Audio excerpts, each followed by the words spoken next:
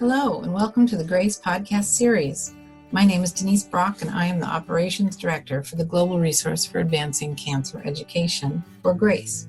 In this podcast series, we interview patients, advocates, and healthcare professionals to provide the most updated information for our community and to highlight important issues facing those dealing with a cancer diagnosis. We hope you find this information valuable. For questions or comments, please visit us at cancergrace.org. Finally, I would like to talk a little bit about the barriers to biomarker testing.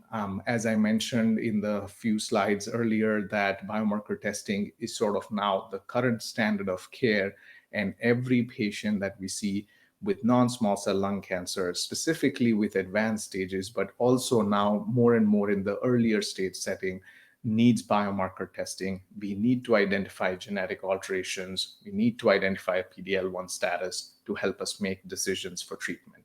However, having said that, there are barriers to such testing. There are challenges, and unfortunately, biomarker testing is not universally applied as it should be. And so now I want to just talk about some of the barriers and challenges that we face in biomarker testing.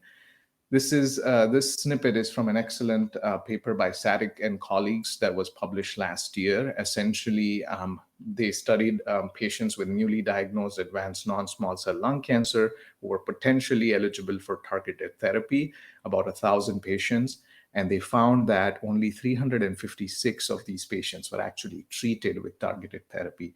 So really, there are a lot of practice gaps that have been identified, which are prohibiting us or preventing us from truly applying precision medicine or precision oncology as we would like. I think some of the biggest barriers here is actually ordering and obtaining biomarker testing. As you see, about 18% of patients did not have this as standard of care in this particular study. And the other issue or barrier is the treatment decision making, and actually for the patients where we've identified genetic drivers or immunotherapy-based biomarkers, to actually apply those results in treatment decision-making. Again, here you see about 30% of patients did not receive treatments as per their biomarker testing. And some of the issues in terms of ordering the test, physicians not ordering the testing, lack of awareness of the current guidelines for non-small cell lung cancer testing, as well as insurance challenges are what truly prohibit ordering of the biomarker test.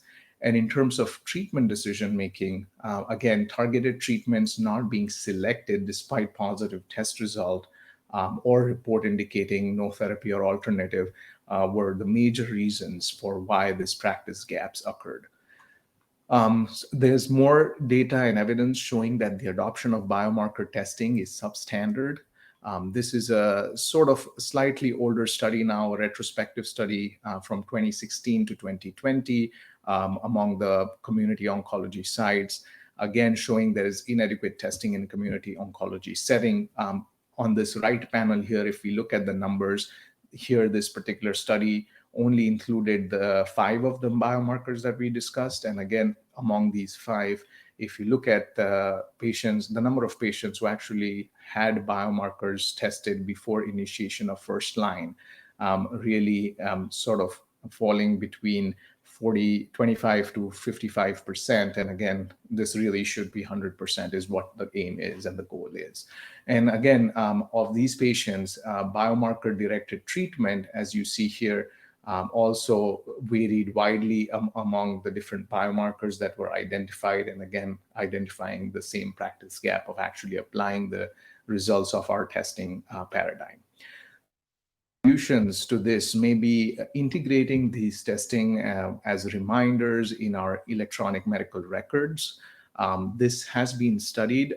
There is this EMR-based nudge intervention workflow, which was developed by our colleagues at University of Pennsylvania, where every time the care team saw a patient who had newly diagnosed treatment-naive non-small cell lung cancer, there would be a trigger to the provider team to to really identify whether a plasma-based next-generation sequencing biomarker testing assay was indicated, and if it was indicated, was it ordered, or it would help an auto-generated NGS order, which actually did increase the amount of biomarker testing.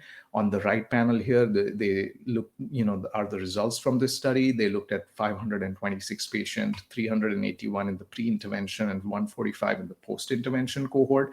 And essentially with this sort of nudge, as well as the email-based reflex alert program workflows, they were able to post-intervention, there was a significant increase in ordering of tissue as well as plasma next-generation sequencing, comprehensive next-generation sequencing, as well as the next-generation sequencing prior to the first-line therapy in the post-intervention setting. So this potentially could serve as a solution to make sure that we are ordering biomarker testing when it is truly indicated for our patients, and hopefully we're not missing as many as we saw in some of the earlier studies.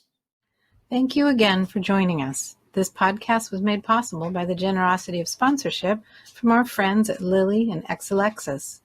Please like and follow us on Facebook and Twitter. Send us feedback, share your story, donate, and visit us for more information at cancergrace.org. Thank you for listening.